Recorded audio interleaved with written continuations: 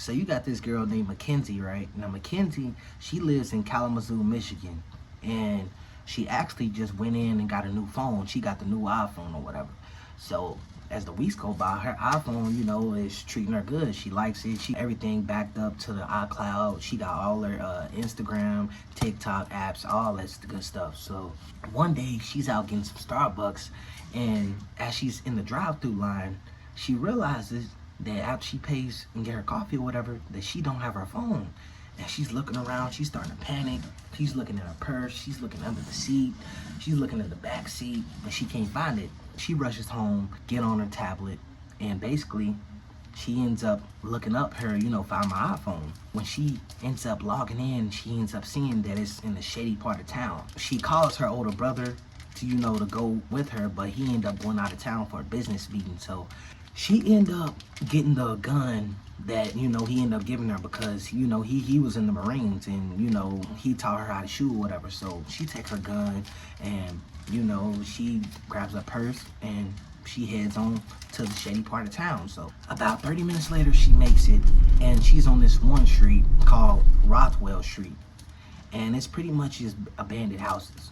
So it's not too dark, so she's like, she's clutching on her gun, and she's a white woman, so she's really not used to around these parts. So as she gets out, she got a tablet, and she walking, and she says, okay, it must be here. So she looks around, and it's a gate.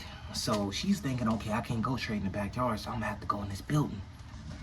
So when she goes in, she says, hello, is anybody in here? And nobody's in there, of course. So she goes upstairs on the upper level, and it smells real bad up there. And she's like, ew, what is that? It looked like a place where basically homeless people, lay their head at and then, just leave in the mornings or whatever. She's not planning on sticking around at all, but she's destined to find this phone because it cost her too much money.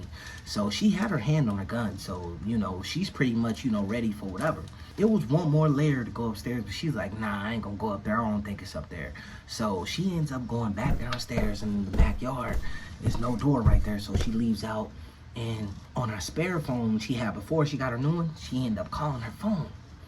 And she actually ended up hearing it ring, but it's like in the trees somewhere. So as she's looking in the trees, she actually ends up seeing it vibrate. She ends up grabbing it or whatever. And she's looking around like, who in the heck would... I guess just somebody couldn't get through it. I guess just somebody got it and just threw it away or something, didn't want it. Or feared that, it was going to get tracked or something. So as she's walking back through the building, she ends up seeing like a suitcase and all this stuff, like, just laying around. And when she get real close to it, I'm talking about, it's the most foul smell. So she's moving a lot of stuff out the way, and there's some newspapers and coloring books and all that stuff in the way. And when she ends up moving this rusty shirt, y'all, no lie, it was a human severed head, and it was a black dude, and he had his eyes open like he was in fear, like someone just like sliced him up and just threw him in there. And she's not knowing if this person's still around. She's like, oh my god. She hears upstairs like someone, like a creak upstairs, like someone's coming downstairs. She books it out the place, hurries up, get in her car, and drives off. She never reported it to the police. She just got back home, and she just never went to that side of town again. If you like this story, like, comment, subscribe.